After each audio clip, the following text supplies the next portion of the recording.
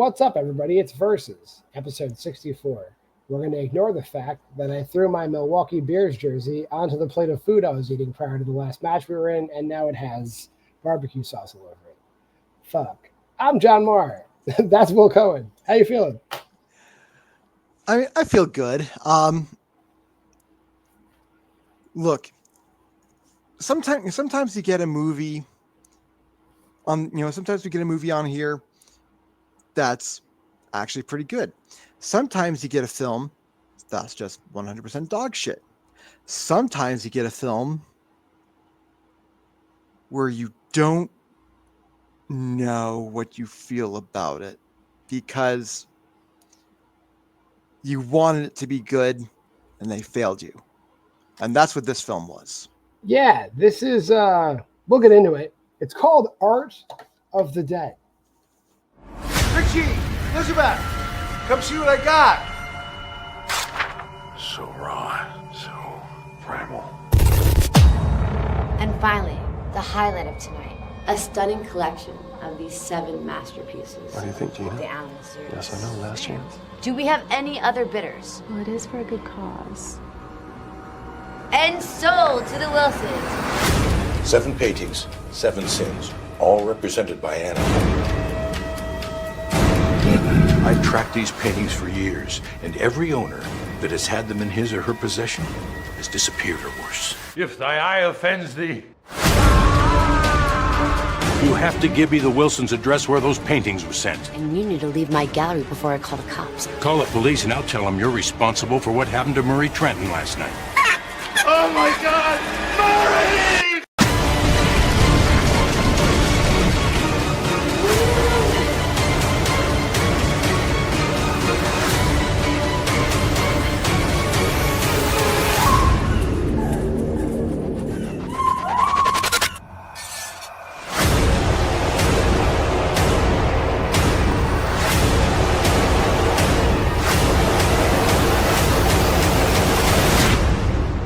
That's what I call a masterpiece.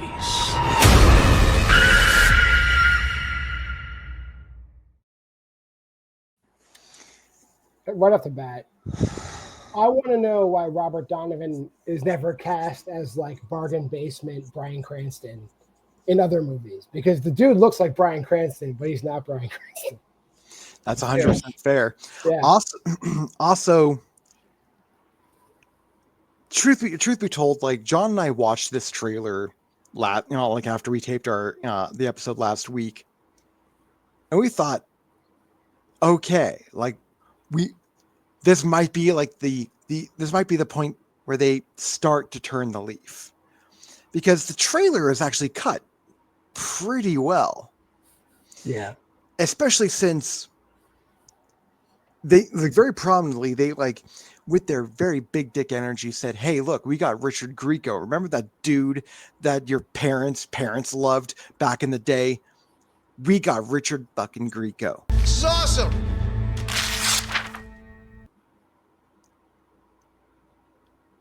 And the rest of the film fucking sucked.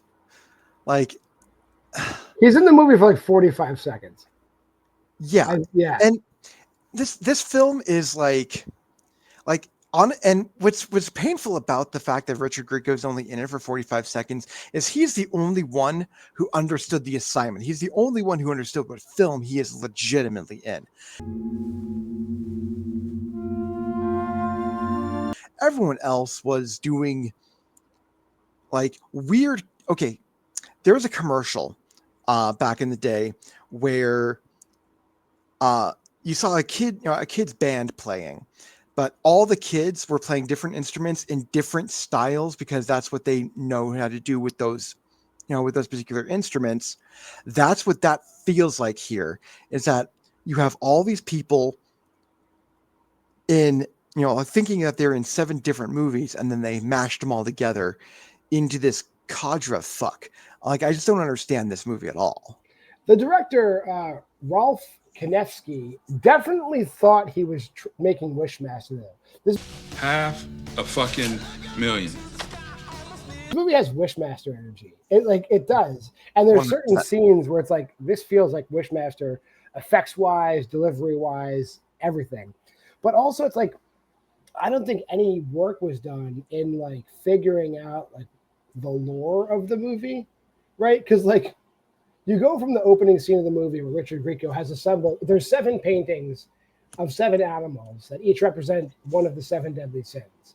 And I guess the main power of the paintings is it will corrupt you in the manner of that 7 deadly sins, to the point that it'll eventually suck you into the painting. However, in the opening scene, Richard Grieco's character has gotten all 7 things.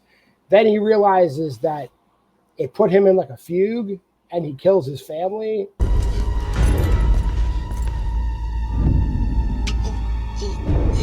Including his son's girlfriend. And then he turns a gun on the Wrath painting. And in something that doesn't happen for the remainder of the movie, the painting steals the gun from him and shoots him.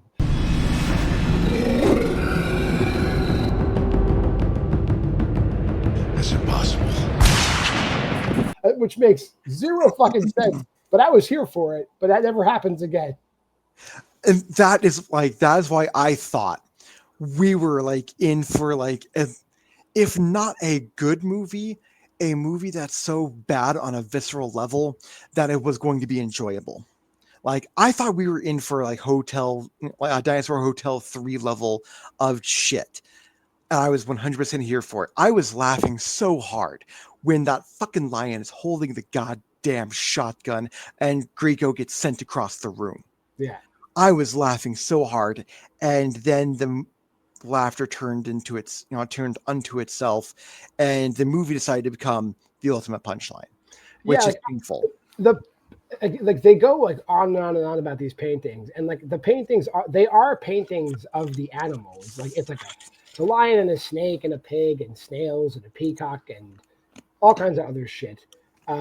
But like they are the most generic. Like I went to painting with a twist with my girlfriends and drank a bottle of Chablis, and they taught me how to paint this painting that I've. The highlight of tonight, a stunning collection of these 7 masterpieces. Ever seen. They are that style of painting, the kind where you get taught how to paint it during a painting class. They're not good paintings. They're just generic ass paintings, which takes me out of the movie completely.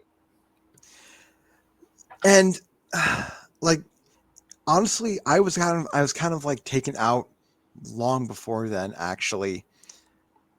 Like the very first thing like we really see after like the Grieco incident is where we're shown the auction scene from the trailer. And I've seen enough movies that feature art auctions. I've seen enough things with actual auction. I've actually been to an actual auction. Tara Reid is so like it's such a charisma vacuum. But at least like if you're not going to be doing the motor mouth thing, you have to have enough charisma to get you there, to like engage the people, encourage them to actually bid on the paintings.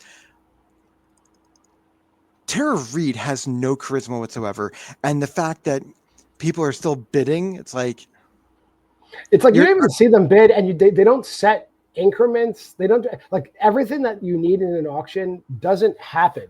Right. It's like she's just no one's bidding. She's making up the numbers. Like That's another last chance. Come on. Do we have any other bidders? Come on, guys.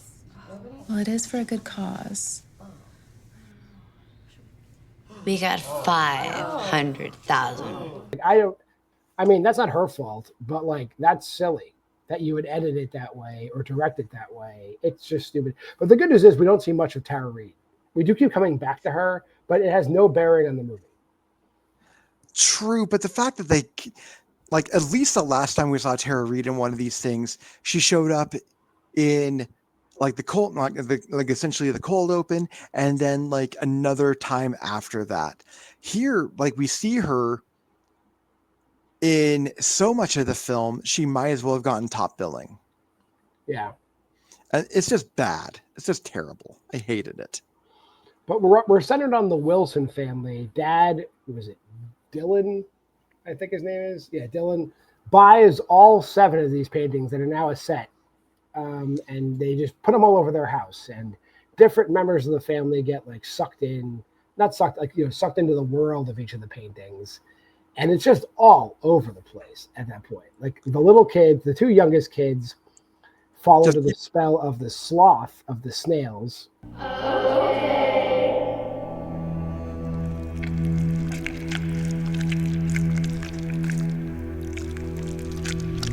What is it? We'll get to that. Yeah. The middle daughter, I guess she's a teenager. She gets the snake, so that's envy. Well, I have to study. There's nothing wrong with being yourself. Why fight what you can't change? Get to that. Mm-hmm. The secondary main character, the son of the family, who's engaged to our protagonist Kim, who's not a member of the family, gets the lion wrath painting we're already familiar with. Critics know nothing. No teaches.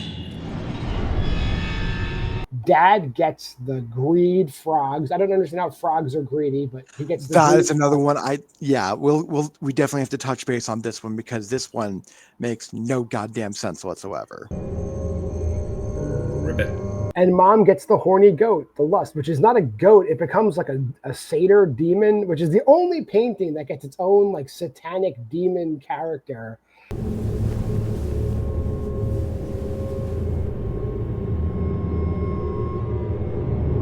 And then the peacock is there too, but nobody deals with the peacock. That's later in the movie. Which you would think that would be Pride, but it is Pride. It is Pride. Yeah. But you would think that's an easy one to cover, and for some reason they never cover it.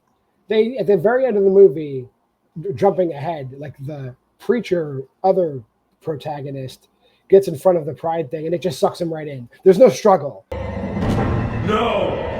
Oh, Lord! No! The peacock just sucks him into the painting. Like, okay. Yeah. Cool. Who do you want to cover first? The little kids are easy. They just get covered in snakes. They get covered in snail slime and sucked into the painting. There's no struggle. Which I would love to, I would love to be in the.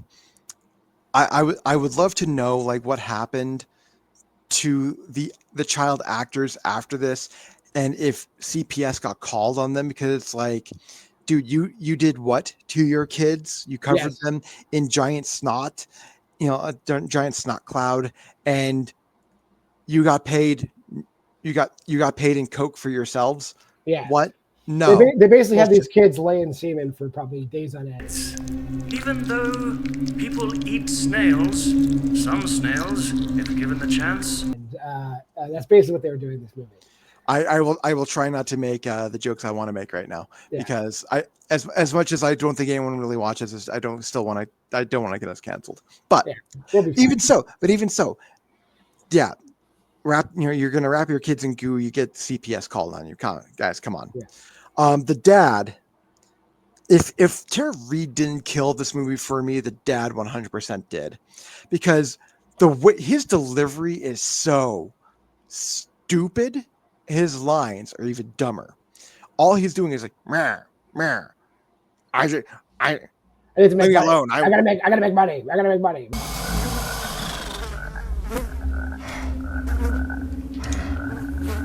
Leave me alone. I gotta make money. Like he talks like a 1930s robber baron, but he's turning. No, green. he's doing Burgess Meredith's Penguin. That's what he's doing. Which I'm still convinced that Burgess Meredith's Penguin is also based on every other robber baron out there. But you're still correct. Yeah. Mom has the most interesting arc, I guess, because she just becomes like just sex crazed. And we a lot of the movie is spent on her, I'd say. And doesn't she actually turn into, she can become so sex crazed she turns into the goat? She gets possessed by we didn't even forget that the artist is also, what's the artist's name? I don't remember his name. Hang on, we'll find him. Damn it. There's a guy Dorian Wilde. Right, there we go. And he just shows up. His spirit still exists because the painting still exists. So he's able to interact with the family. And then for a moment in time, Dorian is in the mom, like figuratively and literally. Literally. Will you let me in? Yes. Yes. Whatever. But then the daughter Donna becomes jealous because she's envy, and she goes to a party, kills her rival. Loser.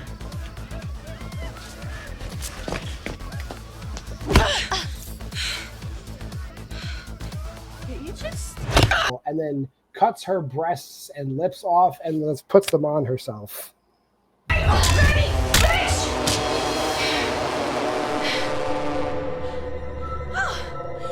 Kim. Yeah.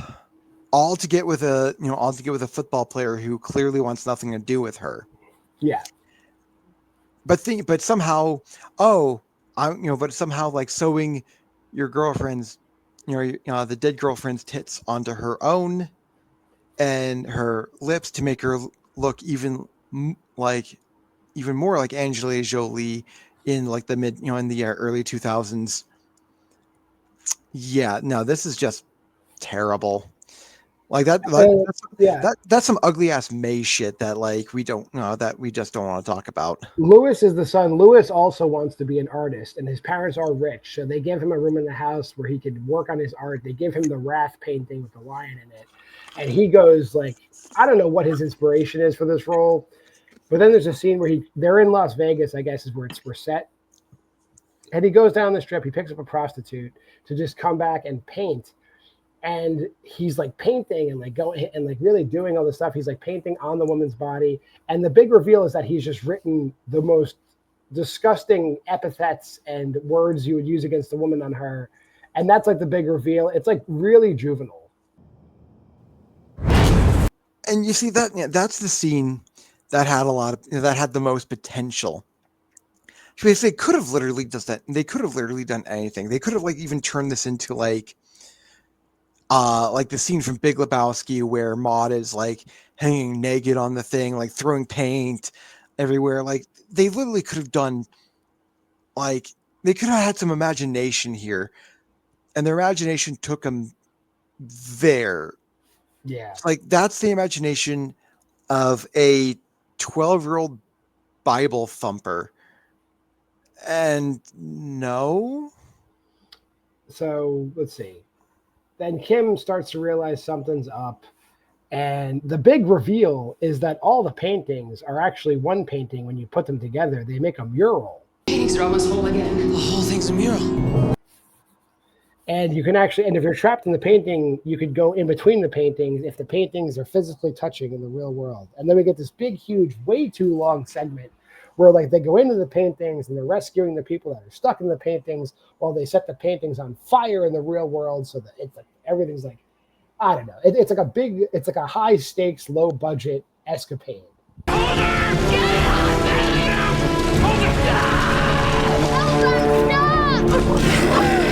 For the last 15 minutes of the movie. Which you could definitely tell is like the last ditch effort for the film to actually be interesting. But honestly, I wouldn't be shocked if anyone like made it this far. Like I think we're the only ones on God's green earth that actually made it this far. Like I don't trust anyone else on Letterboxd that they actually saw this movie at all. And the funny thing is, I think they save everyone that's trapped in the paintings, but in real life, the sister Donna just gets decapitated. They just decided like this girl's gonna die, and they cut her head off. There's no way to bring her back.